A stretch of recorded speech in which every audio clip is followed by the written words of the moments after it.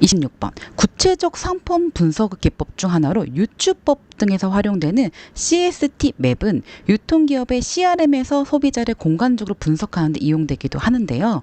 다음 중 이와 관련 설명으로 적합하지 않은 것은 뭔가 문제가 세 가지가 포함되어 있어요. 자, 우선은 이제 유추법, 상권 분석하는 기법 중에 하나 유추법이 나왔고요. 그리고 공간 분석할 때 우리 맵을 이용해서 고객의 표지를 분석하는 CST 맵이 나왔고요. 또 하나는 세 번째 CRM, 고객 관계 관리입니다. 그래서 요새는 고객 관계 관리, CRM 이렇게 얘기를 많이 해요. 그래서 이런 세 가지 문제가 복합적으로 나온 문제고요. 자, 26번에 옳지 않은 것은 3번인데요. 2차 자료인 공공 데이터를 활용해서 이제 우리가 이제 특성 구성을 가진 표적 소비자를 추출하고 그들만을 대상으로 차별적인 판촉 전략을 수행한다. 왠지 맞는 느낌이 들지만 1차 자료인 직접 수집된 자료를 이용하여 그리고 특정 속성을 가진 표적 소비자를 추궁하고 그들만의 대상으로 하는 차별적 판촉 전략을 수행할 수 있다.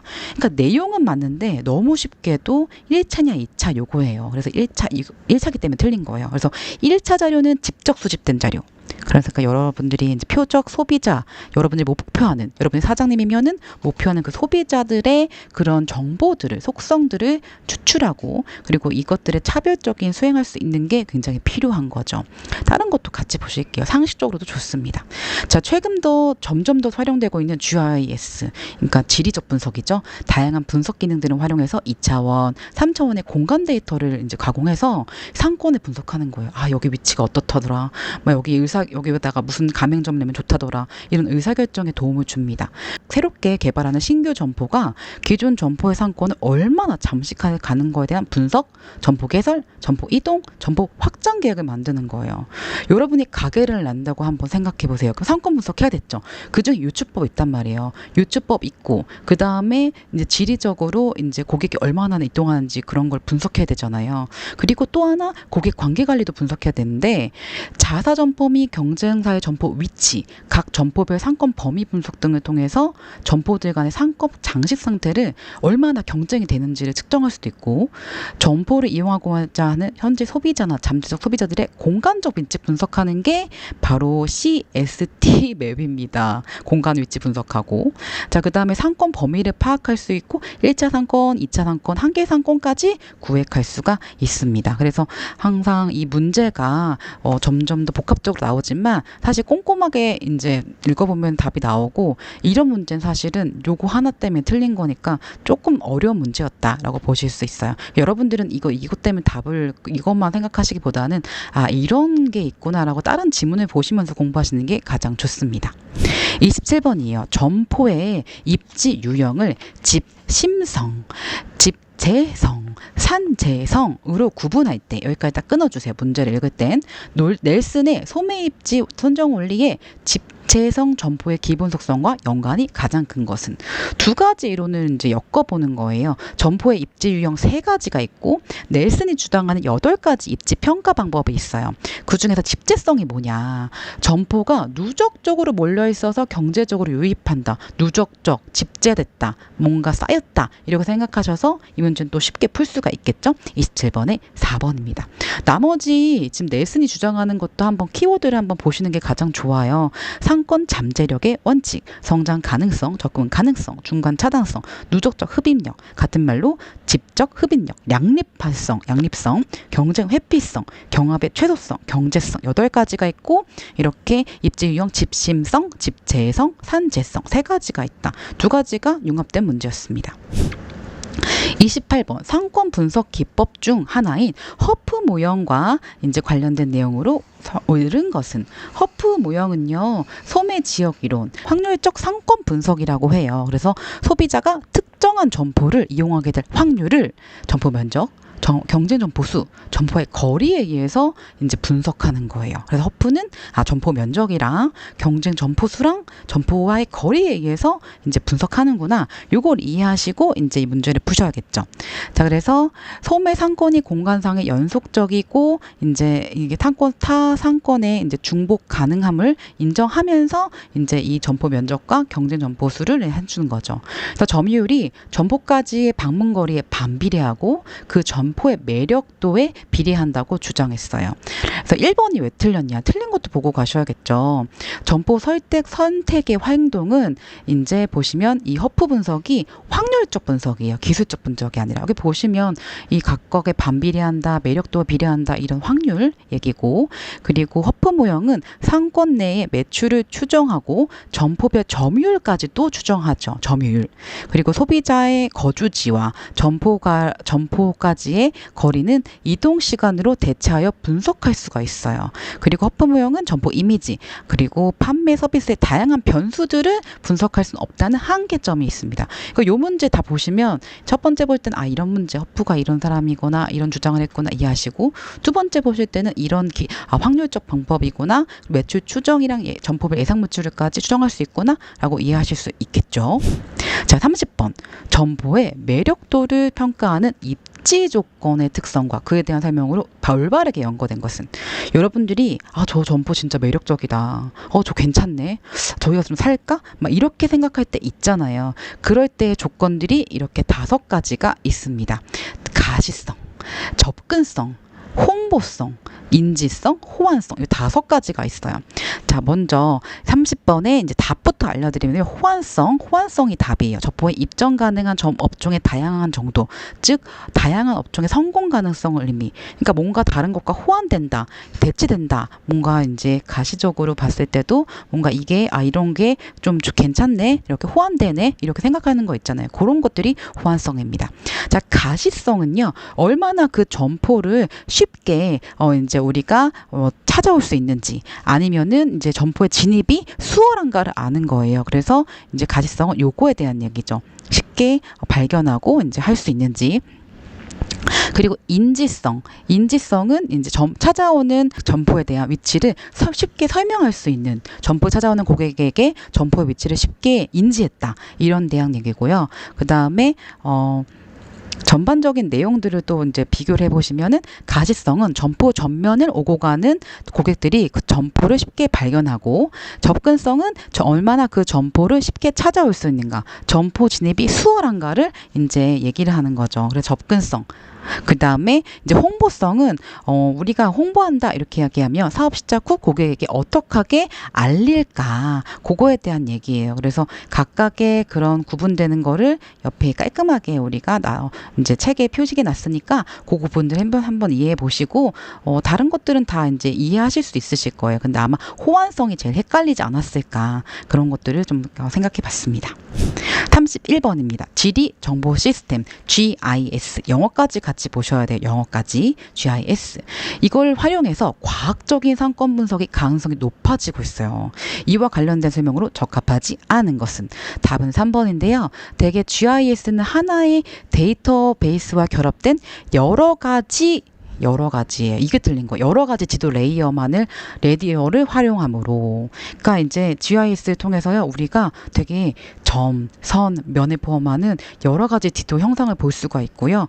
또 이게 GIS가 그냥 GIS만 있는 게 아니라 CRM 뭐죠? 고객 관계 관리죠. 고객 관계 관리를 통해서 같이 이제 온라인상에서 고객이 원하는 것까지 체계적으로 볼 수가 있고, 이게 바로 우리가 지도 작성과 데이터베이스, DBMS, 영어까지 같이 보셔야 돼요. 이건 것들 같이 할 수 있으면서 GIS를 통해서 공간 데이터 수집, 생성, 저장, 검색, 분석, 표현 등을 상권 분석에 연관된 다양한 기능을 기반으로 해요. 우리가 네이버 지도, 구글 지도 막 이런 거 있잖아요. 그런 것들도 충분히 우리가 상권 분석에도 이용할 수가 있어요. 물론 이제 그것보다는 더 상세한 프로그램도 있겠지만요. 자, 32번. 점포의 경영 성과에 영향을 미치는 다양한 입지 조건에 대한 설명 중 일반적으로 타당하다고 볼 수 없는 것은, 자, 우리가 여기 점포 되게 잘 된다라고 얘기할 때는 사실 입지 조건이 상권 분석했을 때 굉장히 중요합니다. 자, 2번이 이제 틀렸는데요. 자, 주로 대로변에서 발견되는 특정 점포의 건축성 후퇴는 자동차를 이용하는 소비자에게 가시성을 이제 낮추기 때문에 매출에는 부정적인 영향을 보여요. 자, 건축성 후퇴가 뭐냐? 소요 너비에 못 미치는 너비의 도로와 접하는 그 중심선으로부터 2분의 1 수평거리만큼 물러난 게 후퇴예요. 건축성 후퇴. 자, 그래서 건축성이 건축물과 도로가 접한 위치에서 건축할 수 있는 경계선인데 이 건축성 후퇴는 자동차를 이용하는 소비자에게는 이제 가직성 잘 안 보이니까 매출에는 이제 영향이 안 좋죠. 그래서 그 부분은 이제 건축 후퇴라는 개념을 아느냐, 그거에 대한 내용입니다. 나머지 거 한번 같이 보도록 할게요. 나머지 거. 시장 규모에 따라 점포는 적정한 크기에 있어서 면적의 일정 수준을 넘게 되면 규모의 증가에도 불구하고 매출은 증가하지 않는 경우를 보여요. 그래서 면적이 일정 수준을 넘게 되면 규모가 아무리 증가해도 매출 증가하지 않는다는 사실을 꼭 기억해 주세요. 실제로 그렇습니다. 도로에 접하는 점포의 정면 너비가 건물 안쪽의 깊이보다 큰 장방형의 형태의 점포는 가시성 확보에 유리하다. 자, 우리가 가게가 이제 건물이 이렇게 있고 정방이 이렇게 길게 있는 게 있고 또 이렇게 있는 게 있어요. 그래서 정면의 너비가 안쪽의 깊이보다 큰 요게 이제 장방향인 거죠. 이런 것들이 이제 보이기는 이제 들어가는데 작네 이렇게 느끼는 거고, 요 가게는 뭐야 쬐끄만 가게인가 보는데 깊숙이 있는 거고, 요 차이가 있습니다. 그래서 3번이 말하는 거는 요 그림이에요. 이거는 완전 정사각형이고요. 자, 점포의 출입구의 높낮이의 차이가 있으면 출입을 방해하는 장애물로 작용하게 되죠. 너무 당연한 거 아닙니까? 나 들어가는데 어이구 나 넘어질 수도 있고 위험하죠. 점포 형태가 직사각형에 가까우면 집기, 진열, 선반 등을 효율적으로 배치하기 쉽고 이용할 수 있는 공간이 발생하지 않는다. 그래서 이제 이렇게 정사각형보다는 약간의 직사각형이 훨씬 더 좋습니다. 35번. 점포와의 거리를 기준으로 상권 구성을 해요. 그래서 1차 상권, 2차 상권, 3차 상권으로 구분합니다. 그래서 이에 대한 설명으로 옳지 않은 것은, 자, 우리가 1차 상권은요, 경쟁 점포들과의 상권 중복도가 좀 낮은 상권들을 우리가 1차 상권이라고 부릅니다. 그리고 2차, 3차 상권에 비해서 상대적으로는 내점 고객에 대한 밀도가 좀 높고요. 그리고 그런데 이제 3차 상권 있죠. 3차 상권은 우리가 이제 뭐라고 이제 얘기를 하냐면은 한계 상권이다라고 불러요. 그래서 3차 상권에는 소비자의 흡인 비율이 가장 이제 낮은 한계가 있죠. 그러니까 낮은 지역이다라고 보시면 돼요. 그리고 2차 상권은 1차 상권에 비해서 소비자의 내점 빈도가 좀 낮고요. 그래서 1차 상권이 경쟁 점포들과의 상권 중복도가 낮고 2차 상권은 1차 상권에 비해서 소비자의 내점 빈도가 낮다. 이렇게 차례대로 구별해 주시면서 이제 문제를 풀어 주시면 돼요. 그래서 아마 이거는 조금 헷갈리셨을 거예요. 왠지 느낌상 1차 상권 요게 조금 헷갈리시잖아요. 그쵸? 근데 답은 이제 4번. 35번에 4번이라는 거예요. 37번. 점포 개설 과정에서 점포의 매매와 임대차 거래 전에 반드시 해야 할 공공적인 서류, 공부 서류죠. 이 내용을 위쪽 괄호부터 순서대로 바르게 연결한 것은, 이거 진짜 살면서 굉장히 중요한 내용이에요. 이러다 이거 잘 모르면 우리가 사기를 당할 수 있어요. 그러니까 꼭 아셔야 되는 내용이에요. 답은 37번에 4번인데요. 자, 차례차례 보고 갈게요. 건축물 관리대장 확인하셨나요? 그러면 뭘 봐야 되죠? 점포의 면적, 구조, 용도, 연면적, 건폐율, 용적률, 건축 연도까지 보셔야 되는 게 건축물 관리 대장이에요. 건축물 관리 대장에서 요 것들을 다 확인하실 수 있어요. 자, 그리고 등기대 봐야지, 등기사항 전부 증명서 확인해야지 했을 때 나오는 게 소유자가 누군지, 권리 관계, 매매 과정, 압류, 저당 누구한테 저당권이 누가 잡혀 있는지 이런 것들 등기부 등본 떼야 된다는 게 바로 등기사항 전부 증명서예요. 토지 이용 계획 확인원은 이 지역의 용도 지역이 뭔지 중요해요.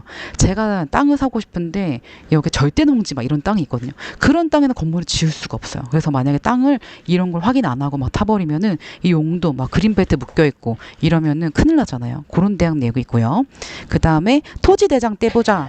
토지대장 떼본다 이런 거는 우리가 그 토지의 지번이고 이 지목, 면적, 토지 등급 등을 확인할 수가 있습니다. 자, 39번. 좋은 입지의 선정은 소매 성공의 핵심 요인의 하나이다. 이거 너무 맞는 말이죠. 상권 분석이 얘기하고 있는 모든 키워드가 이거예요. 공간 균배의 원리는 경쟁 관계에 있는 점포들이 서로 공간을 나누어서 사용하는 방식에 따라 입지와 점포의 적합성이 달라진다고 주장한다. 다음 중 점포 유형별로 적합한 입지에 대한 공간 균배의 원리에 설명해 부합한 것은? 자, 이제 문제는 길었으나 실제 이제 문항 을 보시면 굉장히 또 간단한 측면이 보여요. 자, 가구점, 백화점, 고급 의료점, 대중목욕탕, 먹자골목에는 약재시장에 대한 그런 집심성이냐, 산재성이냐, 그 다음에 국부적 중심지냐, 이것들을 파악하는 건데요. 어쨌든 위에 거는 그냥 일반적인 이론에 대한 설명이어서 어떻게 보면 굉장히 간단한 문제지만 문제 길이만 좀 길었다라는 내용이에요. 자, 39번의 답은 이제 5번. 먹자의 골목, 약재시장 뭐 모여 있잖아요. 그럴 때니까 이런 거는 이제 집재 쌓여 있다 이렇게 보시면 됩니다. 자, 45번.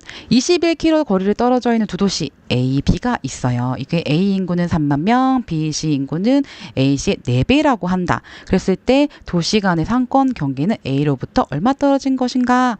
이게 되게 자주 나오는 문제예요. T가 디스턴트, 거리에 대한 얘기고, 그래서 이제 요거에 그런 이제 각각의 우리 계산식에 적용해 주시면 답은 쉽게 7km로 나오실 수 있어요. 그래서 이것 때문에 헷갈리시면 계산기 가져가시면 됩니다. 요 계산식 요 밑에다가 책에다가 한 번만 더 써주세요. 왜냐면은 은근히 또 자주 나오고 틀리면 너무 아깝잖아요. 그쵸?